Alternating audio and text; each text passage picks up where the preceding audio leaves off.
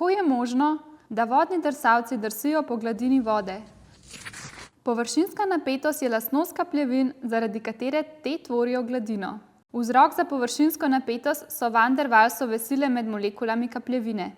S preprostim preizkusom lahko opazimo, da se majhna količina vode v zraku oblikuje v kapljico sferične oblike ali pa, da se vodna gladina v cevki majhnega preseka dvigne nad nivo osnovne gladine. Oba pojava sta posledica delovanja površinske napetosti. Posamezno molekulo znotraj kapljevine z vseh strani obdajajo sosednje molekule in tvorijo medmolekularne vezi, zaradi česar ta molekula čuti privlačne sile, katerih rezultanta je nič. Rezultanta vseh sil je nič tudi na molekulo na površini, sicer ta molekula ne bi mirovala. Vendar je molekula na gladini z molekulami iste snovi obdana le na spodnji polovici. Pri tvorjenju vezi se sprošča energija, ki pa za molekulo na gladini ni minimalna možna, saj ta ni vzpostavila vseh razpoložljivih vezi. Posledično imajo molekule na površini večjo energijo od tiste znotraj kapljevine. Tej energiji pravimo tudi površinska energija in je sorazmerna površini gladine kapljevine S. Sorazmernostni koeficient določa površinska napetost, ki smo jo označili z grško črko gama in enota džul na kvadratni meter, kar je enako newtonu na meter oziroma kilogramu na kvadratno sekundo. Različne kapljevine imajo različno površinsko napetost.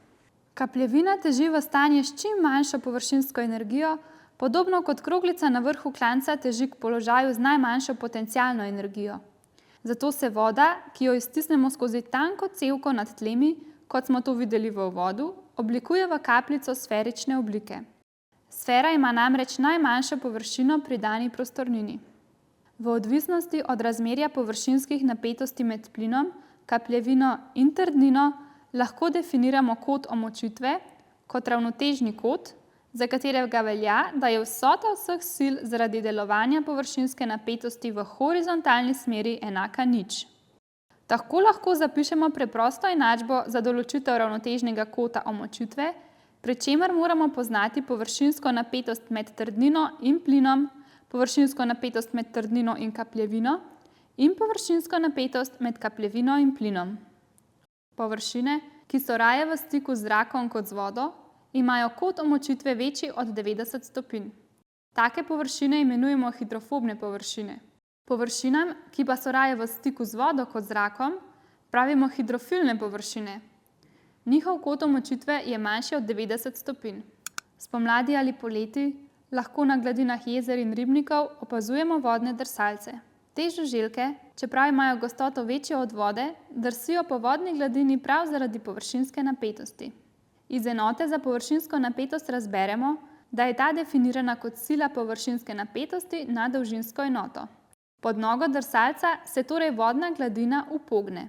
Ker želi voda nazaj v stanje z nižjo površinsko energijo, drsalec čuti silo, ki ga drži na vodni gladini. O tem se lahko prepričamo s preprostim preizkusom. Vzemimo tanko bakreno žičko premera 0,5 mm. Na žičko, ki jo previdno položimo na vodno gladino, v notranjosti kapljevine deluje sila teže, ki je sorazmerna dolžini žičke. Dolžino žičke smo označili z L, površino njenega preseka pa s S. Polmer žičke je torej 0,25 mm. Gostota bakra je približno 9000 kg na kubični meter, kar je 9-krat več od gostote vode. Silo vzgona lahko pri našem poenostavljenem izračunu zanemarimo. Poleg tega predpostavimo, da je potopljena na tanko polovica žičke. Izven kapljevine deluje sila površinske napetosti. Zaradi kota omočitve Φ ne deluje v smeri normale na površino kapljevine, pač pa s to normalo oklepa kot teta. Silo površinske napetosti lahko razstavimo na vodoravno in navpično komponento. Pri tem se vodoravni komponenti izničita, silo, ki zaradi površinske napetosti nasprotuje sili teže, pa zapišemo kot produkt površinske napetosti, dolžine in kosinusa kota omočitve. Ker se žička dotika vodne gladine na dveh straneh, smo dodali faktor 2.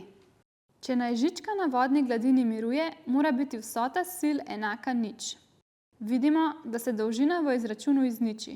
Ali bo žička lebdela na vodni gladini ali bo potonila, je torej odvisno le od površine njenega preseka od površinske napetosti kapljevine in od kota omočitve.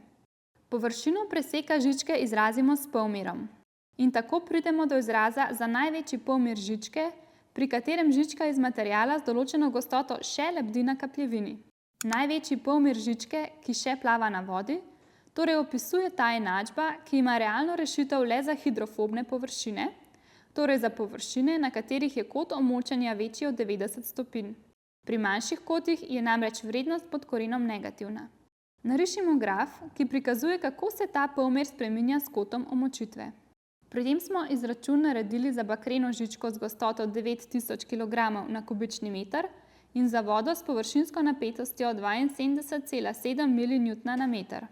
Ko bakreno žičko s polmerom 0,25 mm previdno položimo na vodno gladino, opazimo, da plava. Večina kovin je rahlo hidrofilnih s kotom omočitve med 75 stopinj in 90 stopinj. Zaradi kontaminacije s hidrokarbonati, ki so vedno prisotni v zraku, pa lahko na neočiščenih površinah voda tvori kot omočitve nekje do 100 stopinj. Take površine so torej rahlo hidrofobne. Iz grafa razberemo, da bakrena žička s kotom omočitve 100 stopinj plava, če je njen polmer manjši od 0,3 mm. Poskus s plavajočo žičko se torej sklada z izračunom. Vkolikor bi uporabili debelejšo žico, recimo s polmerom 0,5 mm, bi ta morala potoniti. Plavala bi namreč le v primeru, ko je kot omočitve večji od 118 stopinj. S poskusom to tudi potrdimo. V vodo previdno postavimo žičko polmera 0,5 mm in vidimo, da res potone. Teoretično in eksperimentalno smo torej pokazali, da neobdelana bakrena žička s polmerom 0,25 mm plava. Če pa kot omočitve z naknadno obdelavo zmanjšamo, pa bo tudi tanka žička potonila, kar lahko potrdimo z eksperimentom. Velja pa tudi obratno. Pokazali smo, da neobdelana bakrena žica debeline 0,5 mm potone. Vendar lahko z naknadno obdelavo tako žičko naredimo hidrofobno s kotom omočitve 160 stopinj ali več, v tem primeru pa tudi debelejša bakrena žica plava. Na Fakulteti za strojništvo pa te površine uporabljamo za izdelavo površin, na katere se ne morejo prilepiti bakterije in alge. Izboljšan prenos toplote pri mehurčkastem vrenju, kar na primer omogoča razvoj boljšega hlajenja mikroelektronike, izdelavo površin, ki so odporne na korozijo, ali izdelavo površin, ki omilijo destruktivne učinke kavitacijske erozije.